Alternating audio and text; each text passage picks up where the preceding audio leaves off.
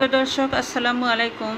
আমি কিছু একটু কষ্টের কথা বলবো। আমার আগের একটা চ্যানেল ছিল দ্য কিচেন বাই নীলু, সেটা হ্যাক হয়ে গিয়েছে 1 মাস হয়। তো অনেক চেষ্টা করেও আমি আনতে পারিনি, এখনও চেষ্টা করছি। তো এটা আমার নতুন চ্যানেল মাত্র।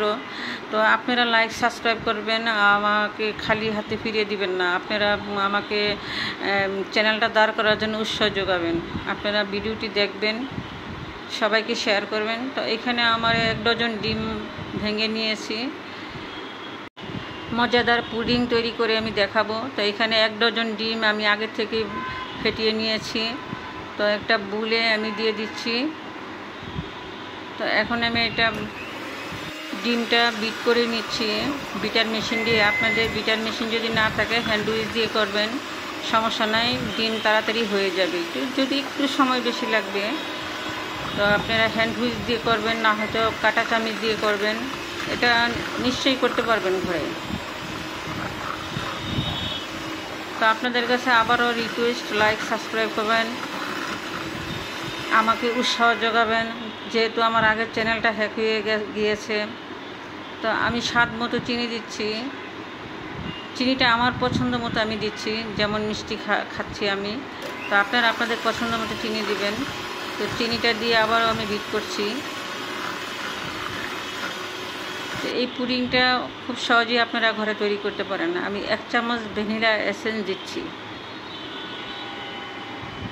তো আমার আগের চ্যানেলটার মধ্যে 1100 ভিডিও ছিল। তো বুঝেন কত কষ্ট পরিশ্রম করেছি চ্যানেলটার মধ্যে। তো এখন আমি জাল করা দুধ দিচ্ছি। 1 লিটার দুধ আগে থেকে জাল করে ঠান্ডা করে নিয়েছি, এখন ডিমের সঙ্গে ঢেলে দিয়েছি। তা আবারও 1 মিনিটের মতো বিট করে নিব।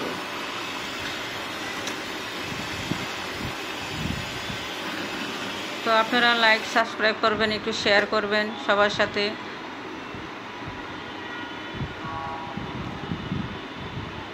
বিট করার পরে আমি এটা ছেঁকে নিচ্ছি, কারণ অনেক সময় নিচে গুঁড়া ডিমের ভাঙ্গা থেকে যায়। তো এটা আমি ছেঁকে নিচ্ছি। এখন ক্যারামেলের তৈরি করার জন্য আমি প্রথমে প্যানে 1/2 কাপের মতো চিনি দিচ্ছি। তো চিনিটা অটোমেটিকলি গলা শুরু করছে, দেখতে পাচ্ছেন।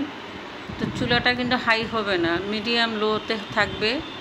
দেখেন এইভাবে। তো আমি সামান্য একটু পানি দিচ্ছি। পানিটা দিলে ক্যারামেলের কালারটা অনেক সুন্দর হয়। তো এখন চুলাটা আমি অফ করে দিয়েছি। তো ঠান্ডা হতে থাকুক। ঠান্ডা হয়েছে দেখেন। এখন কিন্তু এটা নড়াচড়া করছে না, পড়ছেও না। এই দেখেন উপর করছি তাও পড়ছে না। এখন ডিমের ব্যাটারটা আমি এখন ঢেলে দিয়ে দিলাম। হাঁড়ির মধ্যে পানি দিয়েছি, একটা স্ট্যান্ডের উপরে পুডিংয়ের হাঁড়িটা বসিয়ে দিয়েছি, ফেনাটা ফেলে দিচ্ছি, ঢেকে দিলাম। ঢেকে দিয়ে উপরে আবার একটা বড় কভার দিয়ে ঢেকে দিলাম। এটা হইতে কিন্তু 35-40 মিনিট লাগবে। পুডিংটা কিন্তু 2 কেজির। এই যে এটা বাড়িয়ে দিচ্ছি, কিন্তু নড়াচড়া করে না। যদি নড়াচড়া করতো তাহলে কিন্তু এটা কাঁচা থাকতো। তো আমি কিছু ঠান্ডা হওয়ার পরে এটা সাইড দিয়ে আলগা করে নিচ্ছি।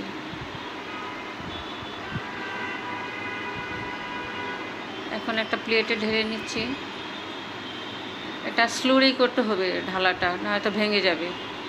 দেখেন কত সুন্দর পুডিং তৈরি হয়েছে, মাশাআল্লাহ।